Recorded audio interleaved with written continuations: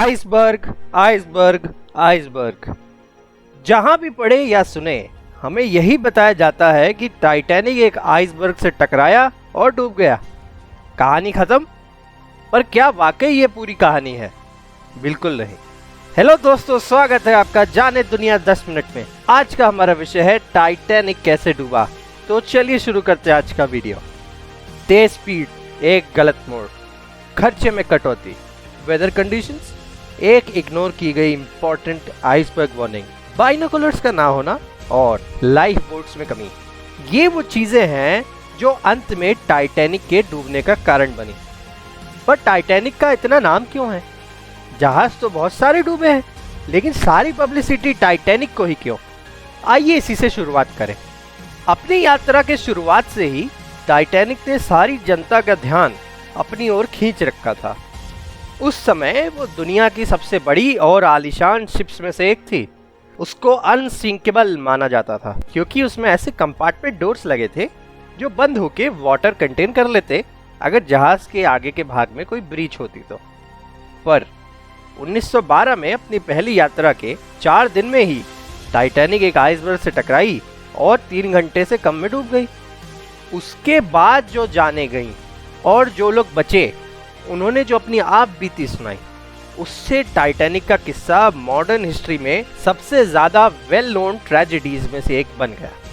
1985 में उसके मलबे की खोज के साथ टाइटैनिक में इंटरेस्ट और बढ़ गया और ये चीज तब भी दिखाई दी जब 1997 में जेम्स कैमरॉन की फिल्म टाइटैनिक दुनिया भर में एकदम अपनी रिलीज के बाद ब्लॉकबस्टर बन गई। नीचे कमेंट्स में हमें अपनी फेवरेट डिजास्टर मूवी के बारे में बताइए और साथ ही साथ अभी के अभी ही चैनल सब्सक्राइब करके बेल आइकन दबा दीजिए ताकि आप आगे आने वाले कोई भी वीडियोस मिस ना करें। आइए चले वापस वीडियो पर। अब आइए देखते हैं कि टाइटैनिक की जर्नी की शुरुआत से उन इवेंट्स और रीजंस को जिसके कारण वो डूबा। 31 मार्च 1911 को 1 लाख लोग आयरलैंड के बेलफास्ट शहर के बंदरगाह पर जमा थे रॉयल मेल शिप टाइटैनिक या RMS टाइटैनिक के लॉन्च को देखने के लिए।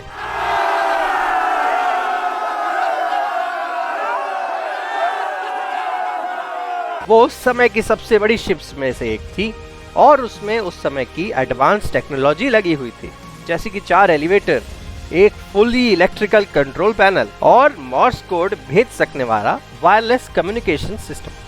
पर अप्रैल 14, 1912 इंग्लैंड के साउथहैम्पटन से न्यूयॉर्क के लिए निकलने के बस 4 दिन बाद वो न्यूफाउंडलैंड तट के पास एक आइसबर्ग से टकराई और डूब गई।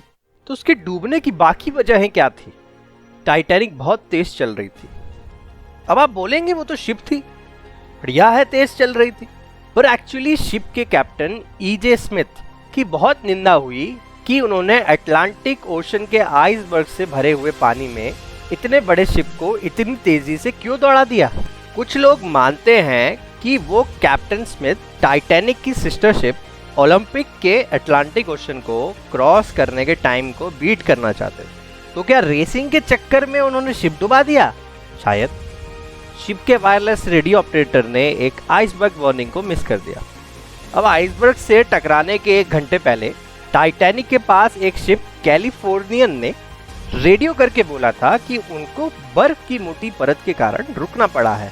पर क्योंकि इस वार्निंग की शुरुआत MSG यानी मास्टर्स सर्विस ग्राम से नहीं हुई, जिससे बाद कैप्टन को डायरेक्ट पहुंचा के उनसे मैसेज रिसीव्ड का कंफर्मेशन लेना पड़ता, इसलिए टाइटैनिक के रेडियो ऑपरेटर जैक फिलिप्स ने वार्निंग को नॉन अर्जेंट माना और कैप्टन को नहीं बताया।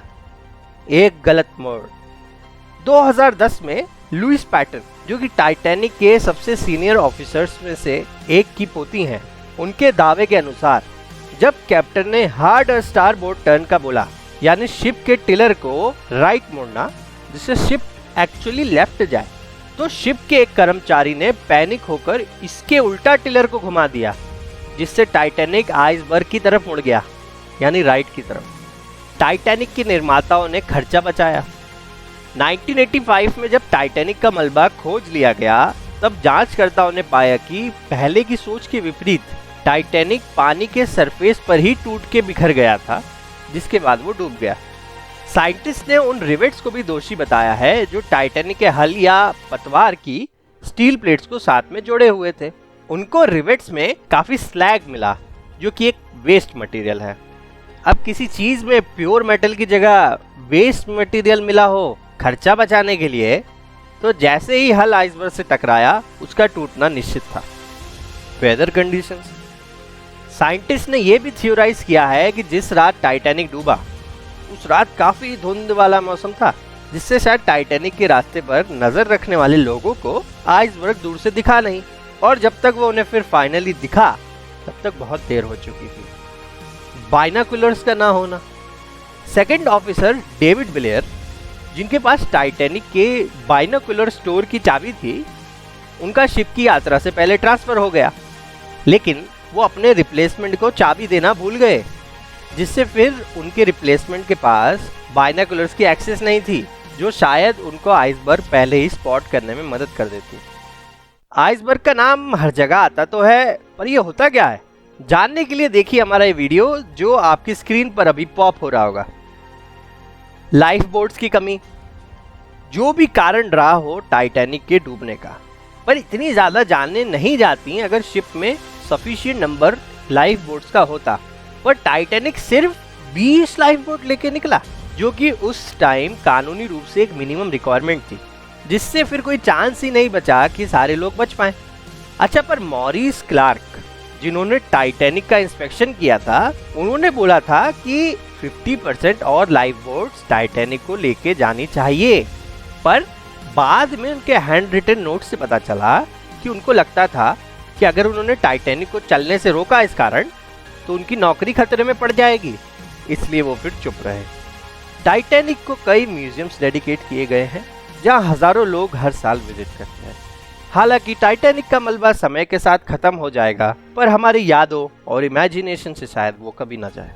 मैं आशा करता हूँ आपको वीडियो पसंद आया होगा। आइसबर्ग क्या होता है जानने के लिए नीचे लेफ्ट में दिख रहे वीडियो पर क्लिक करें, और टाइटैनिक कैसे डूबा से जुड़े अपने सवाल और विचार जरूर कमेंट्स में बताएं। लाइक करें इस वीडियो को, शेयर और सब्सक्राइब करें इस चैनल को, ताकि आपको आगे भी ऐसी जानकारियां मिलती रहें। तो मिलते हैं अगली बार।